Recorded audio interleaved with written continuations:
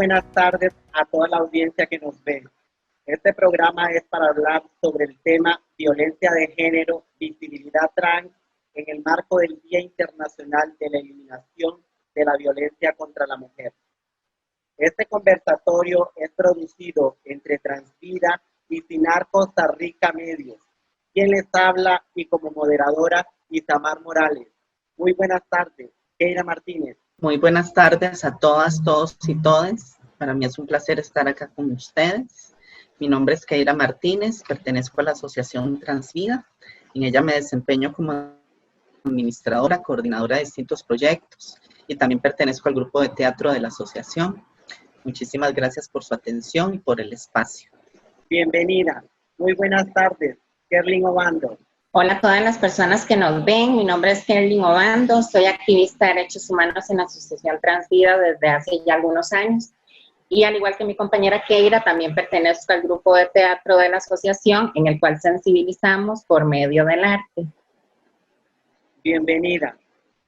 Para este conversatorio trataremos de responder a una pregunta generadora que hemos formulado, que sería: ¿cómo afecta la violencia de género a la persona trans? Y empezamos contigo, Kerlin. ¿Qué es para vos identidad de género? Bueno, nosotras desde Transvida sensibilizamos a instituciones y a empresas privadas también en temas de identidad de género y de diferentes términos. Nos gusta hacerlo de una manera dinámica y sencilla con el muñequito de la galletita de la película de Shrek.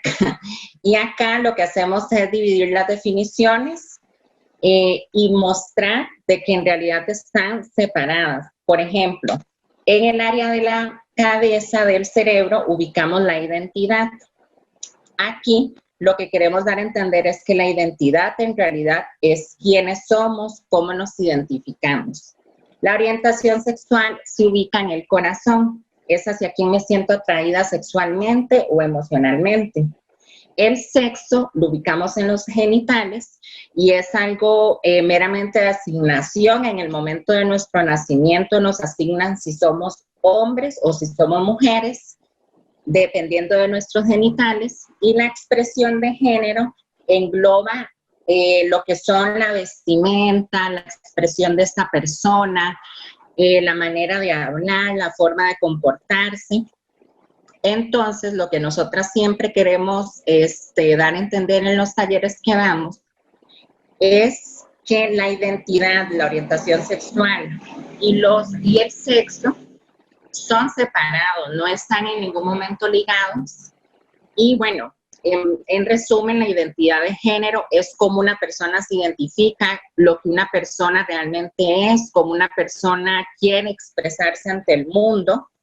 Y aquí entra la parte de la expresión que, como les dije anteriormente, por ejemplo, en el caso de nosotras las mujeres trans, algunas, no todas, queremos tener una expresión de género femenina, queremos expresar nuestra identidad por medio de diferentes, por ejemplo, la ropa, que es algo, una buena forma de expresar la identidad de género, porque, por ejemplo, te puedes poner un vestido de color rosado y estás expresando que eres una mujer. Sin embargo, no nos gusta etiquetar esto porque al final de cuentas son prendas, es al final de cuentas solamente tela y son colores. Los colores tampoco no se deberían de etiquetar entre masculino y femenino. Pero en el caso de nosotras mujeres trans, algunas, vuelvo y repito, no todas, es importante nuestra expresión para que las personas respeten nuestra identidad de género por la cual nos sentimos identificadas. Muy interesante la respuesta, Kerlin. Keira, ¿cómo puedes definir tú a una persona trans?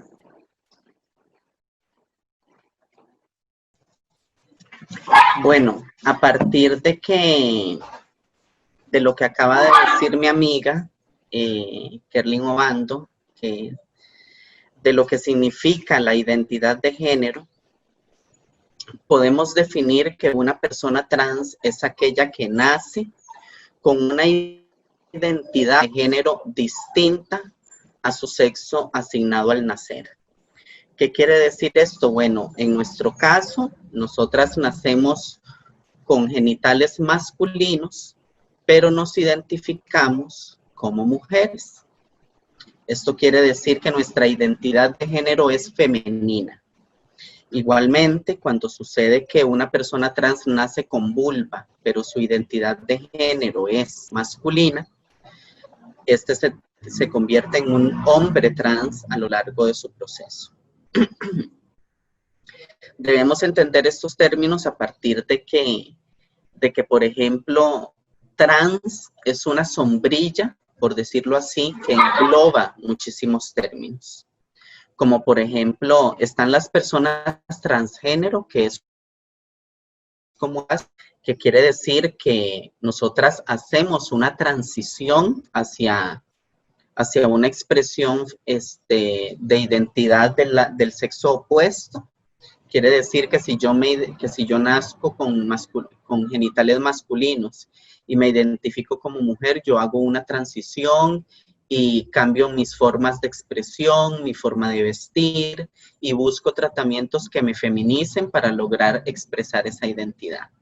Igual en el caso de un hombre trans, yo busco opciones, modificaciones corporales por cirugías o por hormonas para yo masculinizarme y llegar a ser un hombre trans. Entonces, a partir de esto, así se define una persona que es transgénero, ¿verdad? Igualmente, las personas transgénero seguimos conservando nuestra genitalidad que se nos asigna en el nacimiento. Además de esto, están las personas transexuales, que son aquellas personas que ya creen necesaria una cirugía de reafirmación sexual para lograr concretar ese proceso de transición. Esto también interviene en lo psicológico, en lo mental, como lo decía hace un rato Kerlin, desde el punto de vista de que para las personas transexuales es un requisito indispensable llegar a este método de reafirmación para lograr completarse como personas. Además de esto están las personas transformistas, por ejemplo, que se visten para espectáculos o que tienen un número de espectáculo y se visten para ese efecto. Están las personas que son travestis, que lo hacen principalmente para satisfacer un deseo sexual que les produce el vestirse con prendas del sexo opuesto, o bien tienen un deseo reprimido, que pudieran ser personas trans, digamos, no realizadas en su juventud o en sus inicios, y por este motivo pues tienden a tener estos deseos ya en su madurez. Igualmente tenemos a las personas que son queers o no binarias, que son aquellas personas que trascienden ya de lo establecido, que trascienden ya de lo que conocemos como femenino y de lo que conocemos como masculino. ¿Qué quiere decir esto? Las personas no binarias puede ser un chique que tenga vulva, pero que su expresión sea un poco masculinizada o andrógina, que quiere decir esto de que la sociedad llama de que no se sabe qué es, ¿verdad? Esa expresión tan grotesca de que no se sabe qué es, sino que es ese fluir del género que no se identifica o no se encajona como comúnmente lo tenemos conocido por la sociedad como masculino o femenino. Igualmente puede ser un chique que tenga genitales masculinos, pero que el chique unos días se sienta muy femenine y salga con ropa asignada para el sexo femenino, o otros días en que el chique se siente masculino y ya masculiniza su expresión y su forma de ser en ese día. Entonces son personas fluyentes en este aspecto. Entonces, a partir de esto tenemos que englobar que existimos muchísima diversidad en el mismo término trans para entender precisamente por qué se da la necesidad y se dan los distintos problemas sociales que aquejan a la población, principalmente de mujeres transgénero, por ejemplo.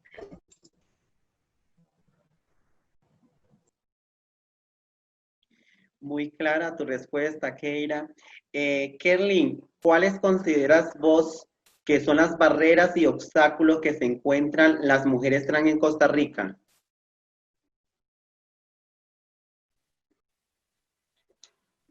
Bueno, si hablamos de barreras y de obstáculos, en realidad son varios.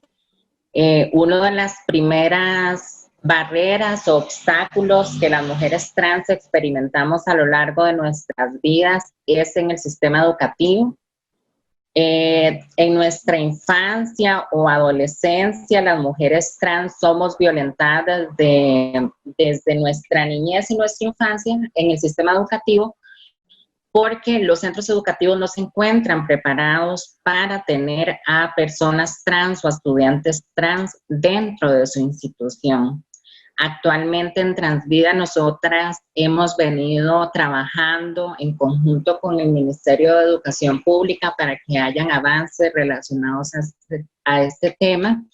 Sin embargo, aún siguen ocurriendo situaciones de discriminación, situaciones de exclusión social dentro del sistema educativo, y esto ocurre porque los profesores no tienen la suficiente información en la temática trans.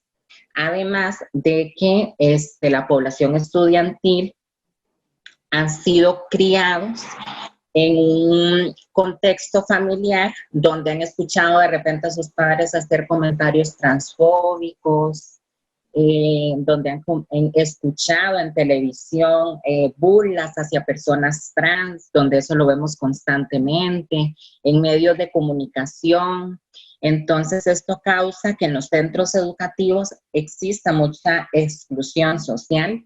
Yo como mujer trans viví también exclusión dentro del sistema educativo, porque recuerdo bien que un profesor una vez no me dejó hacer un examen porque yo en ese momento estaba iniciando mi proceso de transición, entonces yo me estaba dejando crecer mi cabello y él me dijo que si yo no me cortaba mi cabello, él no me permitía hacer el examen. Este profesor lo hizo con la intención de que yo me hiciera una persona con una expresión de género un poco más masculina, porque era súper evidente en esa época que yo era una persona femenina que quería expresar mi feminidad, porque inclusive recuerdo que para ese entonces yo estaba utilizando tratamiento hormonal, solamente que estaba haciendo mi proceso de transición de una manera un poquito lenta, para no llamar tanto la atención. Entonces yo empecé mi proceso muy lento justamente porque sabía que me iba a encontrar estas barreras en el sistema educativo. Después, si en el sistema educativo te ponen barreras y obstáculos, no puedes entrar al cupo laboral. ¿Por qué? Porque si no tienes ni siquiera 9º año o bachillerato porque fuiste excluida, no vas a poder optar por un trabajo. Y si optas por un trabajo, o sea, puedes optar por un trabajo que no te exija X grado académico. Sin embargo, otro obstáculo es el sistema laboral, el cupo laboral, porque nuestro nombre hace 5 años atrás, 3 años atrás, si no me equivoco, no concordaba nuestra imagen con nuestro nombre, lo que teníamos era apenas un conocido como. Desde la Asociación Transvida, uno de los avances que logramos fue el cambio de nombre en las cédulas de identidad de las mujeres trans. Esto nos abre un panorama aún más amplio para acceder a un cupo laboral. Sin embargo, hace poco documentamos también la situación de una compañera en su trabajo, la cual sufrió discriminación por sus jefes y por uno de sus compañeros de trabajo. Entonces siguen existiendo estas barreras. Y bueno, al interno de nuestras familias también sufrimos discriminación, sufrimos rechazos. Entonces muchas veces la vida de las mujeres trans está como rodeada de situaciones que nos hacen pues sentirnos tal vez un poco no capacitadas, tal vez para optar por un trabajo digno, no capacitadas para, tal vez no capacitadas o no tan preparadas quizás para entrar en un, por ejemplo, ambiente universitario. Y por eso es que la mayoría de mujeres trans, por eso vivimos en la marginación, vivimos en la exclusión social, y es debido a todas estas situaciones, todas estas barreras y todos estos obstáculos que enfrentamos día con día. Kerlin, pero tú consideras de que sí, actualmente han habido avances, por ejemplo, en la educación. Sí, claro, por dicha han existido avances y como lo dije anteriormente, en la Asociación Transvida nosotras hemos venido trabajando todos estos temas para que las compañeras trans y todas nosotras tengamos una mejor calidad de vida. Por ejemplo, en las instalaciones de la asociación tenemos un proyecto con el MEP que se llama De las calles a las aulas y es justamente para hacer que todos estos obstáculos y todas estas barreras que tuvimos en el sistema educativo desaparezcan. Es sacar a las personas trans de la calle para que realmente puedan estudiar, podamos superarnos, podamos salir adelante y optar por un cupo laboral en el cual podamos tener una vida pues digna. Muy importante este actuar del MED. Keina, en base y enfocado a la misma pregunta, ¿tú crees que cuáles serían las causas de estas barreras que enfrentan las mujeres trans en Costa Rica?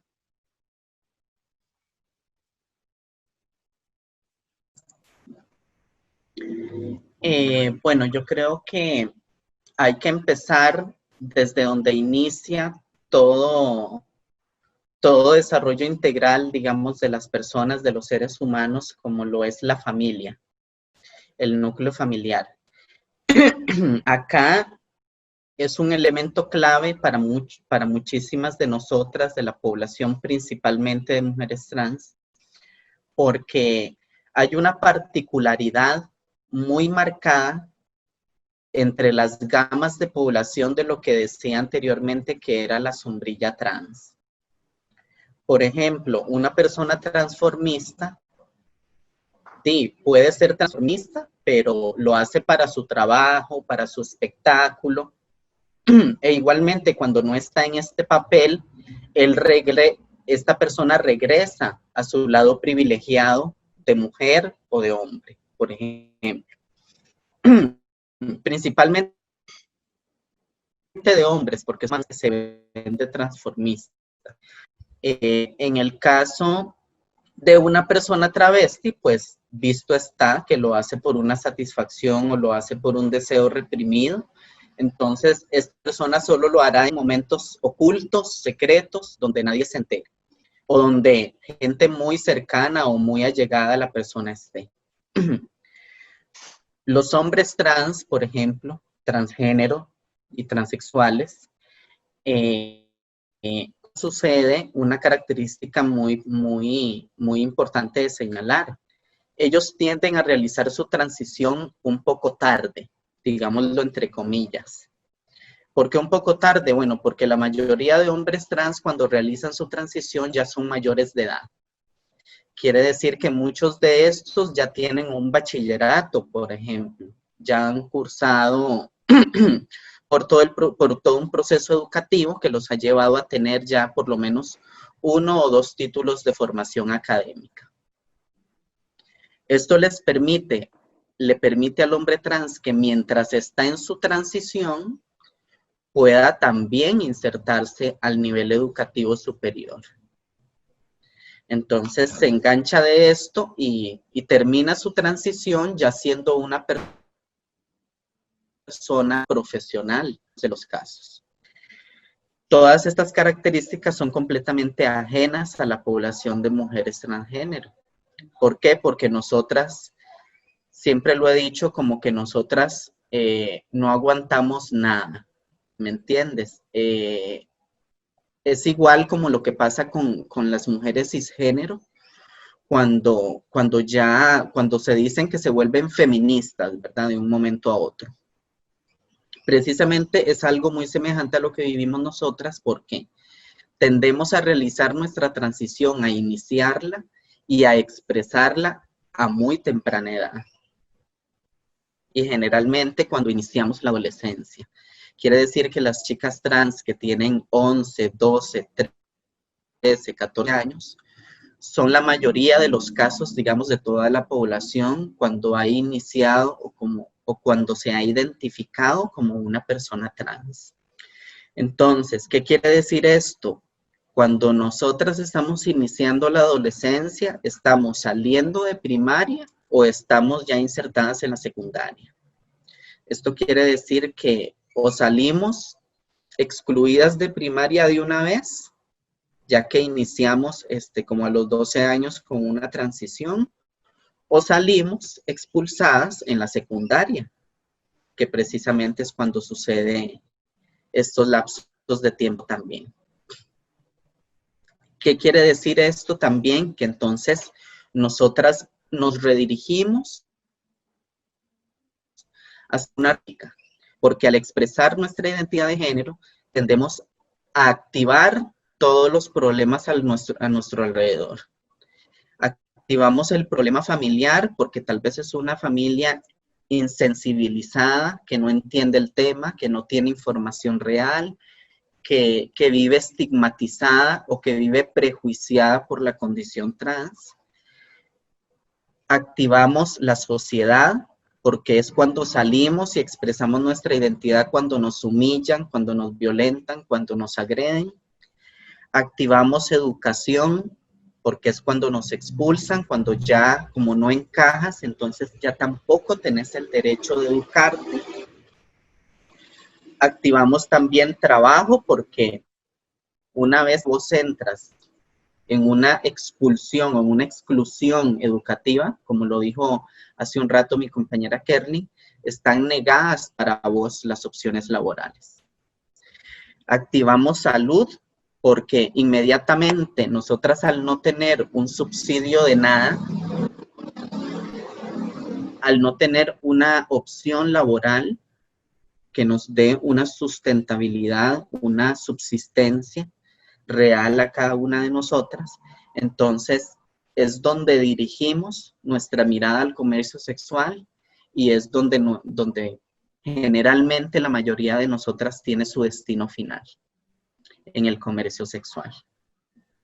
Entonces, vemos que esto va como una bola, ¿verdad? O como un dominó que se va cayendo poco a poco, hasta el punto donde ya la persona termina siendo una persona insertada en comercio sexual, no tiene acceso a educación, no tiene acceso a ninguna opción laboral, precisamente por la discriminación y la violencia, y además de esto, crea en su entorno un espacio inseguro, porque estás expuesta en el comercio sexual a adquirir enfermedades, a que te agredan también, porque si es un comercio sexual callejero, las personas generalmente que transitan en la noche tienen riesgos de ser asaltadas o de ser violentadas o de ser secuestradas, ahora con todo lo revolucionado que están estos delitos.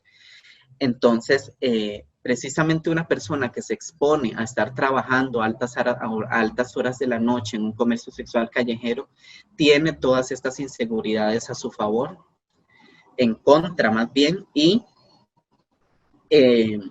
además de eso crea un riesgo inminente con tu salud, con tu cuerpo, porque en el comercio sexual se negocia la salud.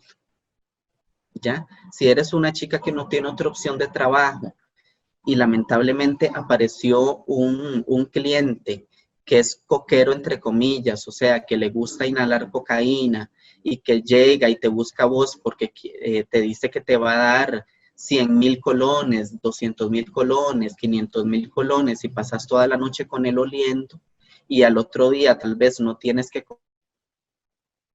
comer, a cobrar el cuarto, no tienes un seguro social, también tienes que ayudar a tu familia, porque muchas de nosotras, a pesar de que nos despegamos de nuestro núcleo familiar, seguimos arrastrando con ayudas de familiares, que también eso no se habla y no es reconocida tampoco por la población trans.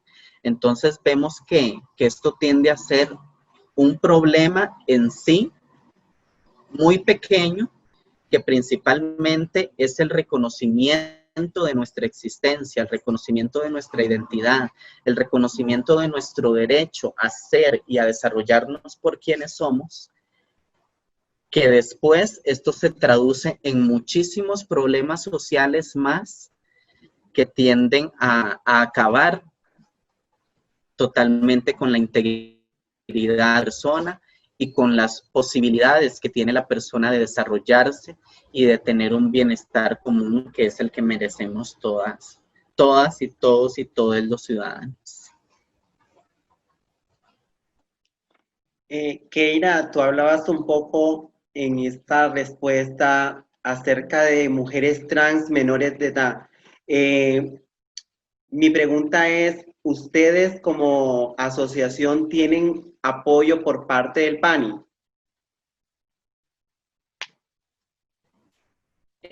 Vieras que curiosamente el PANI ha sido una de las instituciones más difíciles de acceder,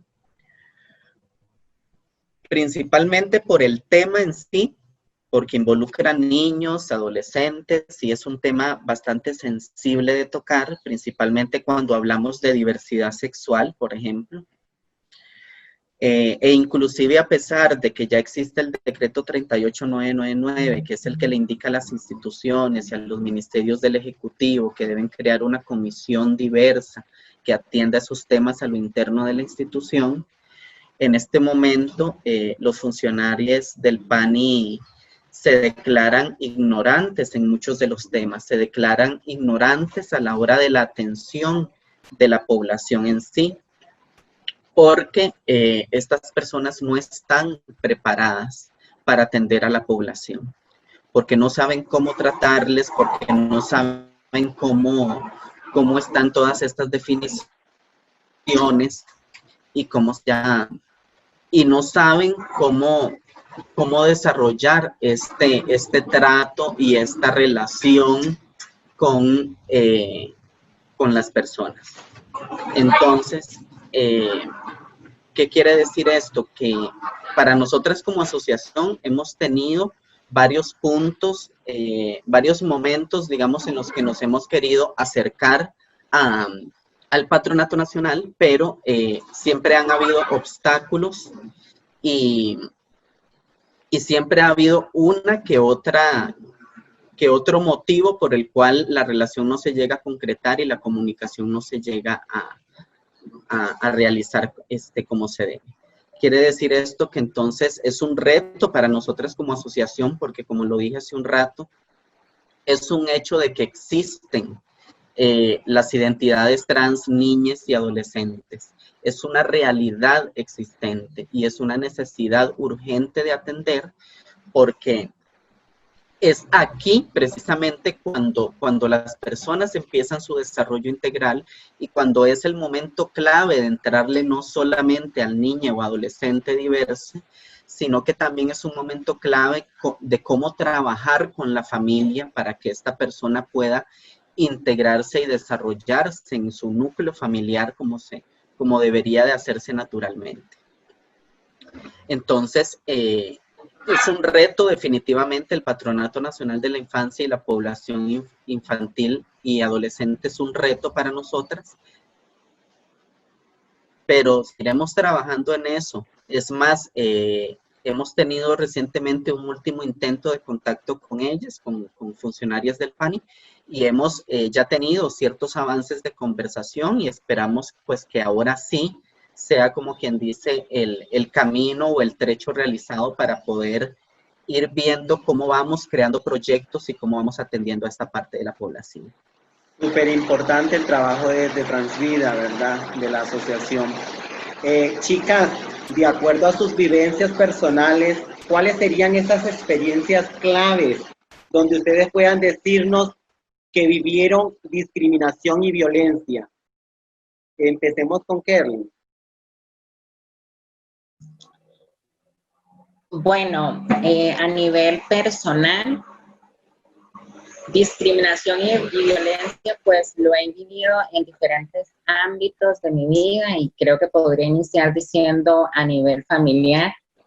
He recibido rechazo, he recibido exclusión por parte de algunos familiares que no quieren reconocer mi identidad, que no quieren respetar mi identidad de género como una mujer. También esto me ha hecho, pues, apartarme un poco de algunas personas de mi familia. Sin embargo, por dicha cuento con el apoyo de mis padres, y que creo que es el apoyo que me ha hecho seguir adelante. Realmente es el impulso que he tomado para seguir saliendo siempre adelante, seguir con mis metas, seguir con mis sueños. También sufrí, como lo dije anteriormente, sufrí discriminación cuando estaba en el colegio.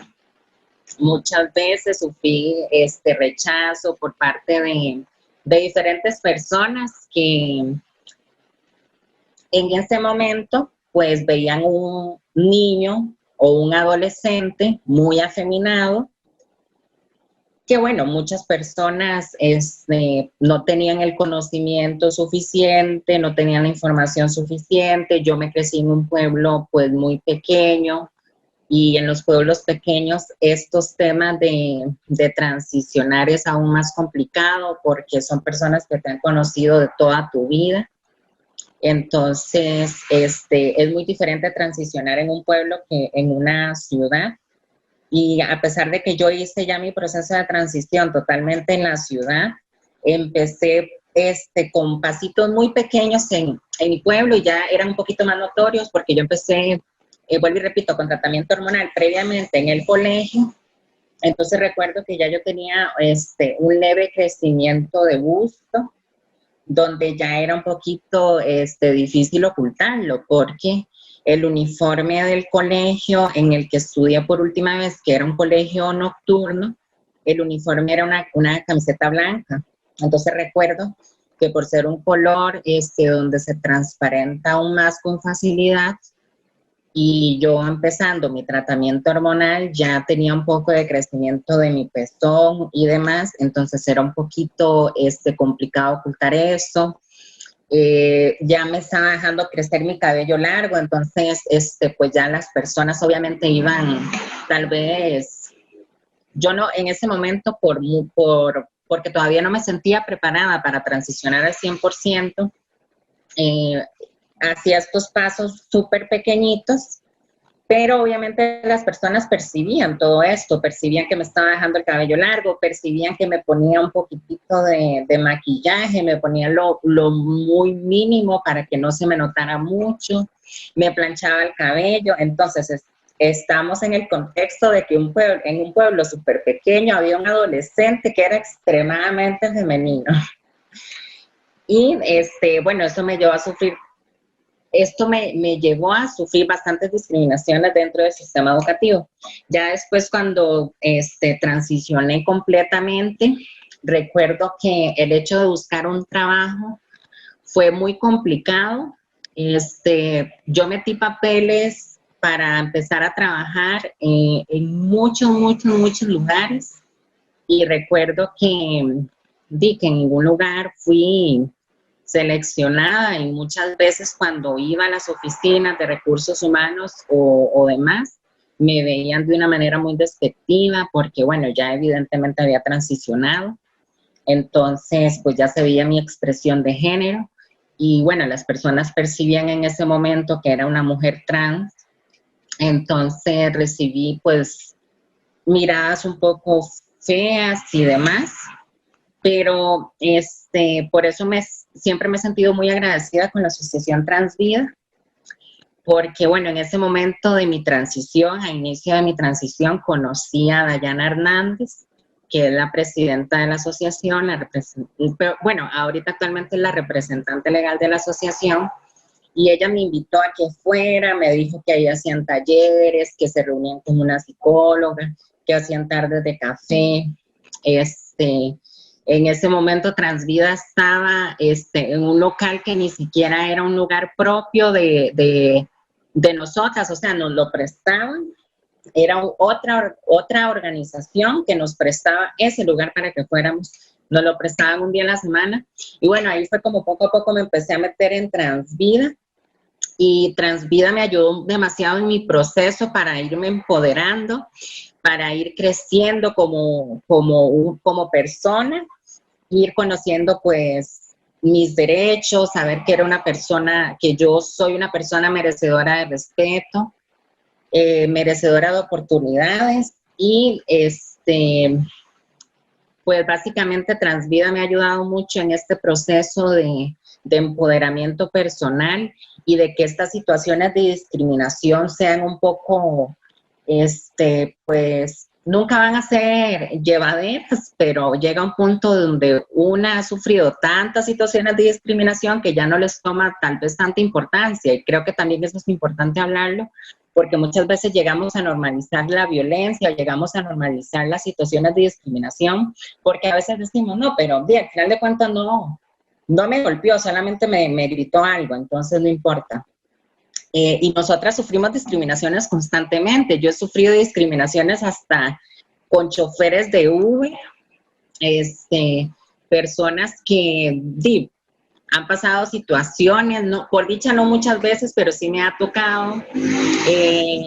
Entonces son situaciones constantes de que también si vas al supermercado y alguien se da cuenta que eres una mujer trans, ya dice algún mal comentario, eso también me ha ocurrido.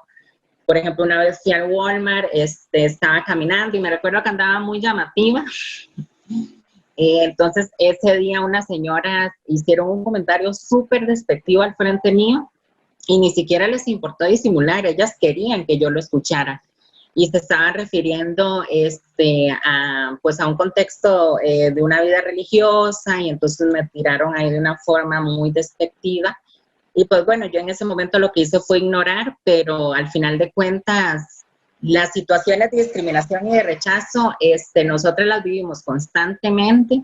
Y también una de las cosas más dolorosas que vienen de tu propia familia en muchas ocasiones, como lo dije al inicio. Y a veces es difícil conllevar esto porque yo lo que siempre he dicho, y por eso decidí en algún momento de mi vida apartarme un poco de algunos lazos familiares, y es porque una recibe situaciones de discriminación externas y también venir a soportar situaciones de rechazo y discriminación de los mismos familiares.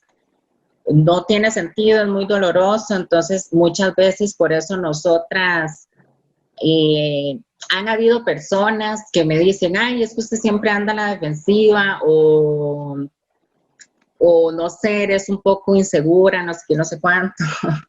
Pero es porque nosotras las mujeres trans muchas veces creamos un escudo de protección. Qué importante saber esa lucha que vives día a día contra la violencia y discriminación. Pero para seguir con un poco más abordando este mismo tema de violencia, Keira, ¿cómo se puede luchar contra esa desinformación, discriminación y violencia que viven todas las mujeres trans? Bueno, ¿cómo se puede luchar contra esto? Esto tiene muchísimas respuestas, la verdad.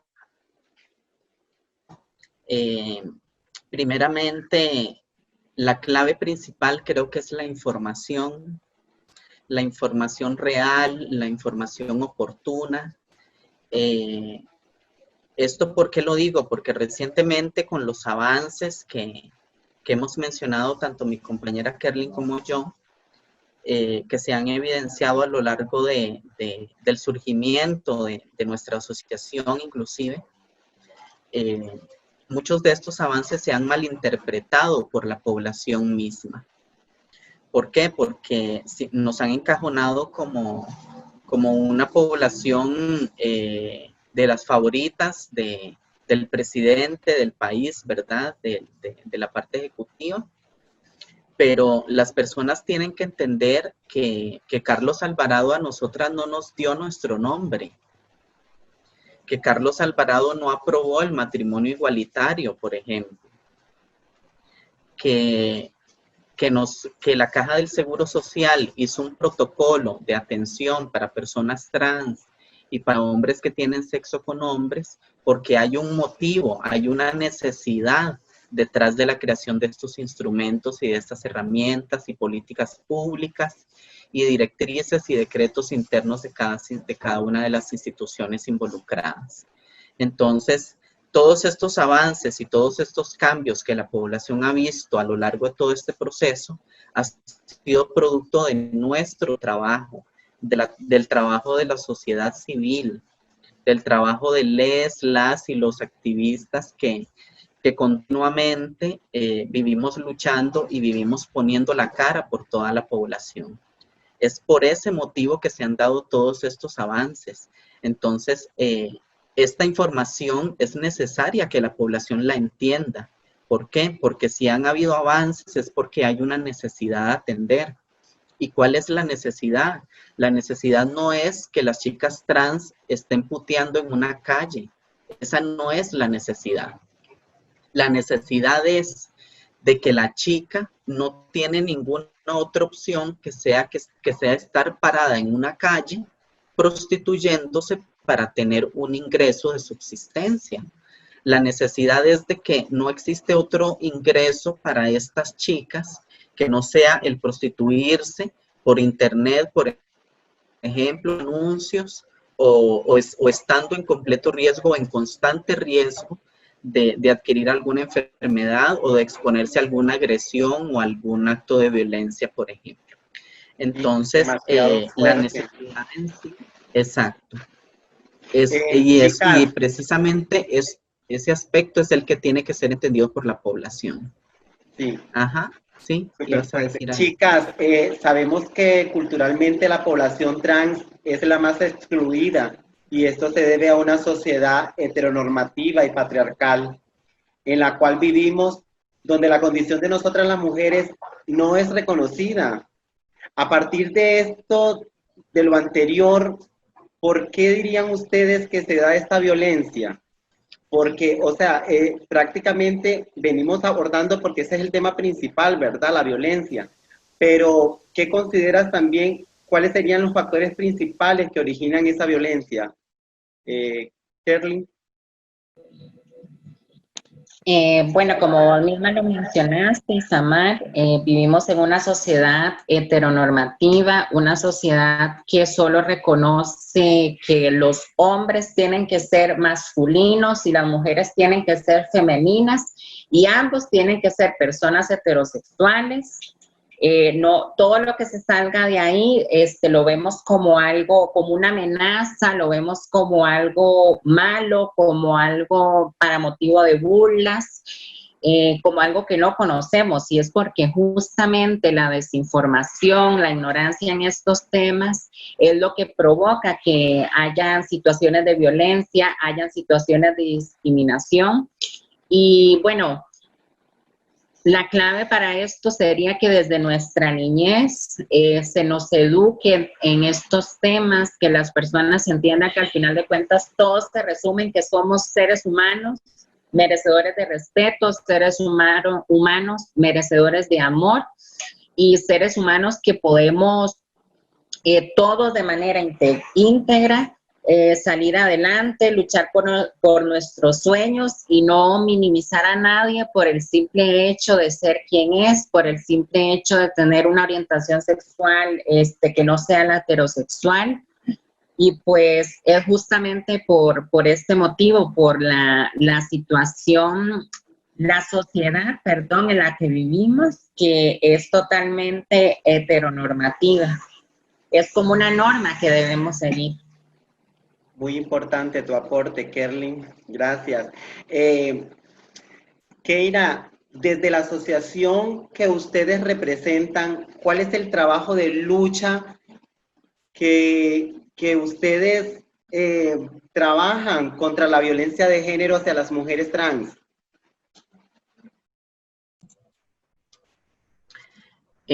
Bueno, acá quiero profundizar un poco en la línea de lo que venía diciendo Kerlin, porque lo que es en sí la violencia de género,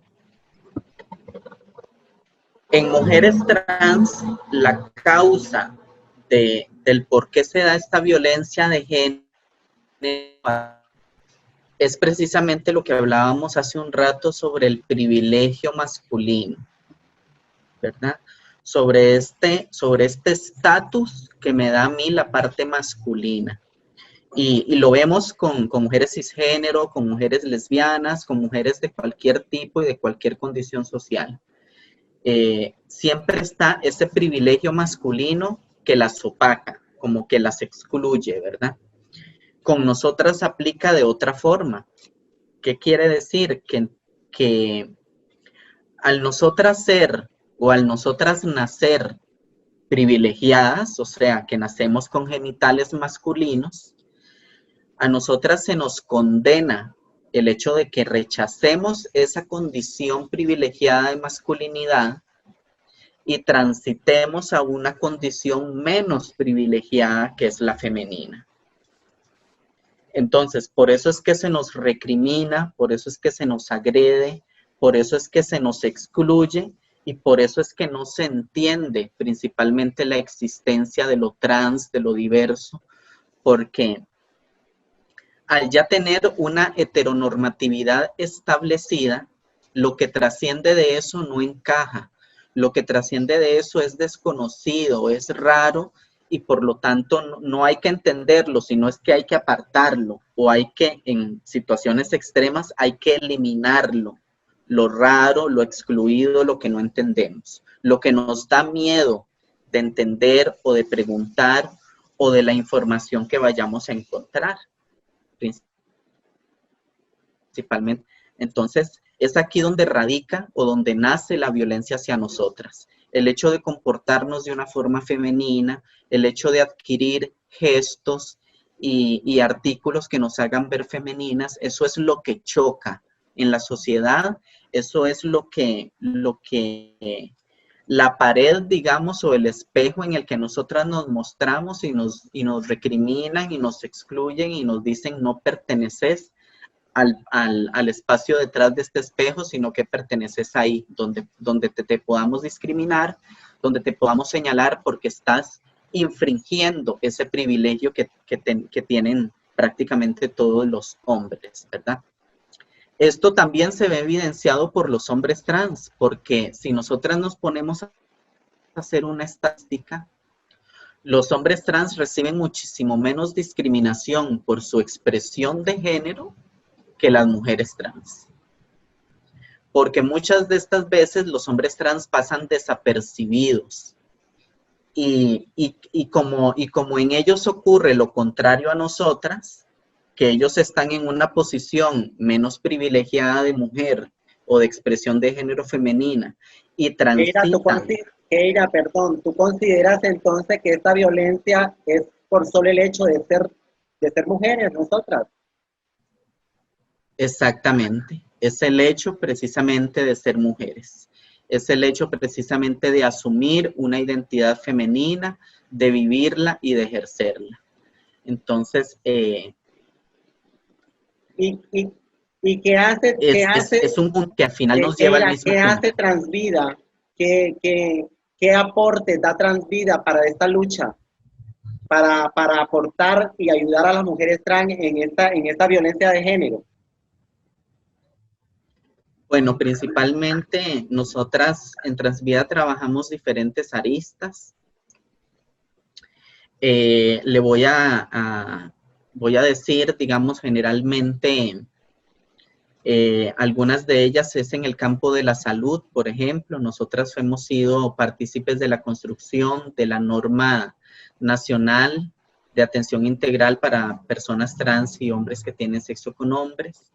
Hemos sido partícipes de la creación y de la promulgación del decreto 38999. Hemos sido partícipes de la opinión consultiva.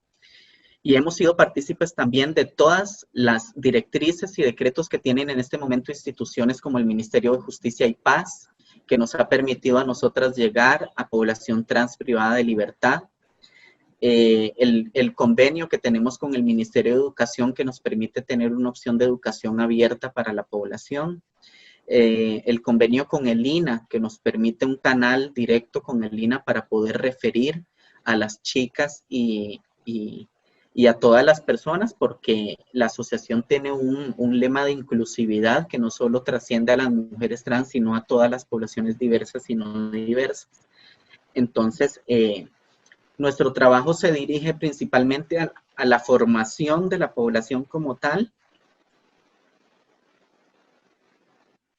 también lucha por el cambio institucional y estatal. Por eso es que hemos llegado a tocar las puertas de instituciones clave, como lo son el IMAS, con la cual tenemos un proyecto que se llama Empoderamiento y Liderazgo de las Mujeres Trans, donde precisamente trabajamos toda esta parte laboral y toda esta parte cognitiva de hacer currículos, de incentivarme por el trabajo, por conseguir un trabajo, por formarme, por educarme. Igualmente tenemos muchísimas otras cosas como los proyectos de salud con el Fondo Mundial, el proyecto de salud con la Alianza Liderazgo en Positivo. Tenemos también lo que es un canal directo de comunicación con el Ministerio de Trabajo para que nos permita, digamos, ir incursionando en la posibilidad de que se cree por decreto un 1% de cupo laboral trans, como ha sucedido en países como en Argentina, que ya tienen aprobado como decreto de ley un cupo laboral del 1%. Esto sería un cambio significativo para la población porque abriría las puertas de cualquier ente, ya sea público o privado, para poder contratar a personas trans. Entonces, nuestra lucha va enfocada principalmente en dos ejes paralelos: en preparar a la población para que ejerza un cambio de vida o que más bien se construya un proyecto de vida y que el comercio sexual sencillamente sea una opción más a la que yo puedo aplicar para poder tener ingresos. Y por otra parte, hacer incidencia política fuerte para hacer el cambio institucional, estatal y cultural que como país nos merecemos, porque principalmente, como lo dije en un principio, la clave de esto o la base resquebrajada es la información, o más bien la desinformación que tiene la sociedad acerca de la población trans. Un gran trabajo por parte de la Asociación Transvida. Kerlin, a nivel estatal, sabemos que el Estado nos debe demasiado, le debe demasiado a la población trans, específicamente para las mujeres trans. ¿Cuáles serían, según su perspectiva, los pendientes más importantes en el reconocimiento de los derechos humanos de las mujeres trans?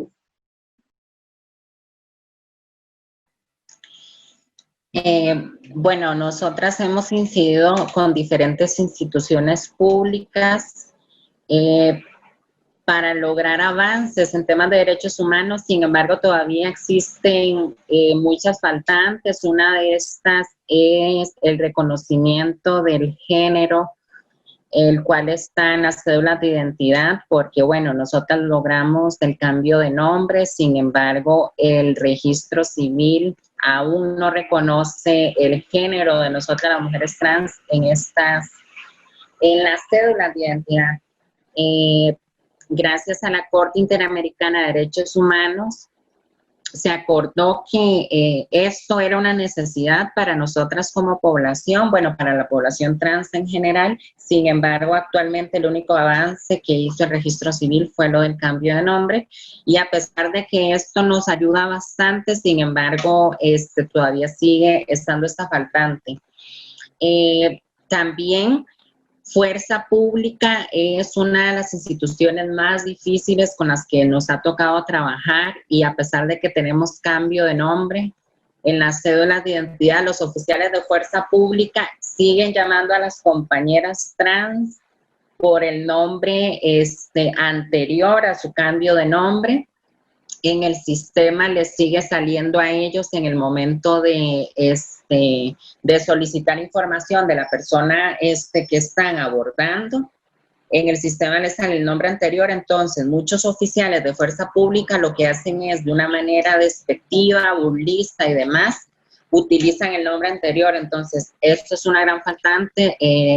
Nosotras hemos dado talleres de sensibilización a Fuerza Pública, los hemos capacitado bastante, y sí han habido avances. Sin embargo, todavía hace falta sensibilizar a más personal, hace falta que las sanciones sean ciertas, que cuando hay una denuncia se le dé un seguimiento, y nosotras no es que queremos pasar denunciando, no es que queremos que sancionen a todas las personas que trabajan en fuerza pública, eso jamás. Nosotras sabemos que eso no es una solución.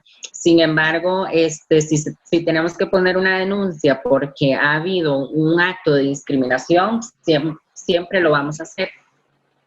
Con el MEP han habido bastantes avances, como ya lo comenté anteriormente, pero sin embargo, el tema de la sensibilización al personal es una faltante porque muchos profesores, muchos profesionales que trabajan dentro del MEP todavía tienen mucha desinformación en el tema de las personas trans.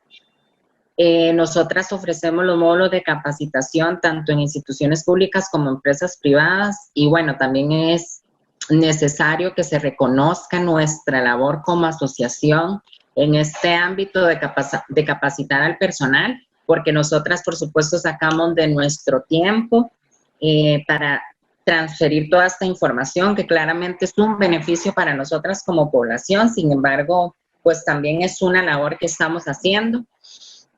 En el sistema de salud también hay muchas faltantes, todavía falta sensibilizar mucho al personal del sistema de salud. Nosotras, vuelvo y repito, hemos sensibilizado también al personal de salud, pero todavía hay médicos que no tienen la suficiente información para tratar a personas trans.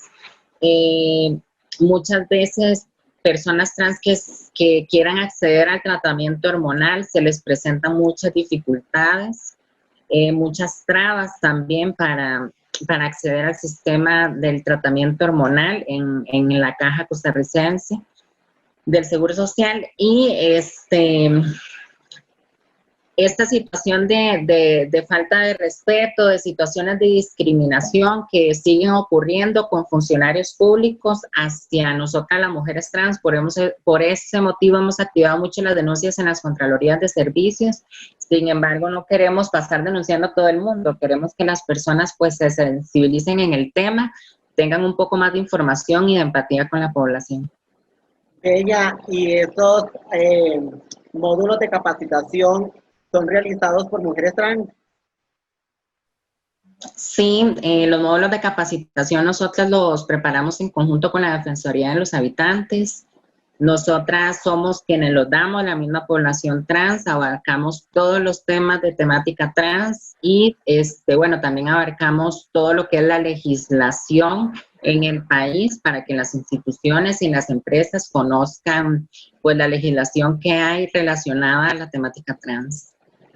Keira, ya para ir cerrando el conversatorio, así como un mensaje a la sociedad, creo que también es importante en todo este conversatorio como de quitar esa etiqueta que tenemos en la frente de mujer trans. Yo creo que lo más importante es que somos mujeres. ¿Qué mensajes mandarías tú, Keira, a la audiencia que nos ve?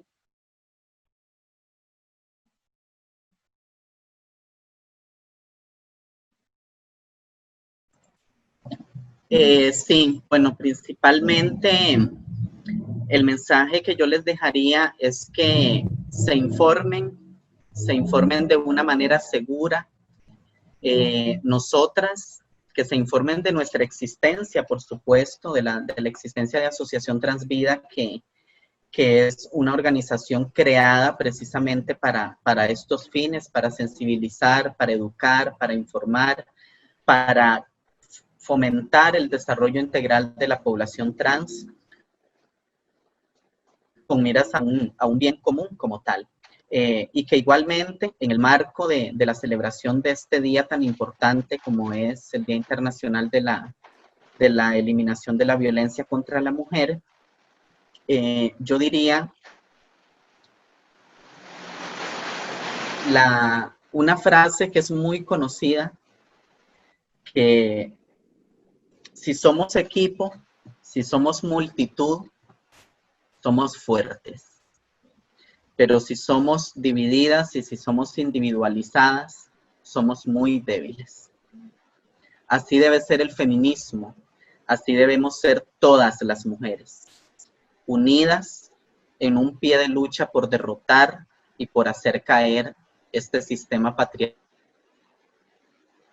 y capitalista que hoy día nos tiene sumidos en una pandemia, en una crisis económica, y que ya estamos convencidos de que este sistema ya no nos sirve. Así que quedamos dispuestas y atentas a todos los que nos ven para que nos contacten. Nosotras estamos completamente preparadas para sensibilizar a sus colaboradores, si sos una empresa, a sus funcionarios, si sos una institución, o estamos dispuestas a sensibilizarte si eres una persona individual, a informarte, a guiarte si eres una persona que tiene la condición de una persona trans o diversa en su familia. También estamos para eso. Entonces, mi mensaje es: acérquense a las personas diversas, acérquense a las mujeres trans y dense cuenta que nuestro feminismo y nuestro ser mujer va completamente dirigido a todas las luchas que como multitud, que como ciudadanos y que como humanos en el mundo debemos hacer. Gracias.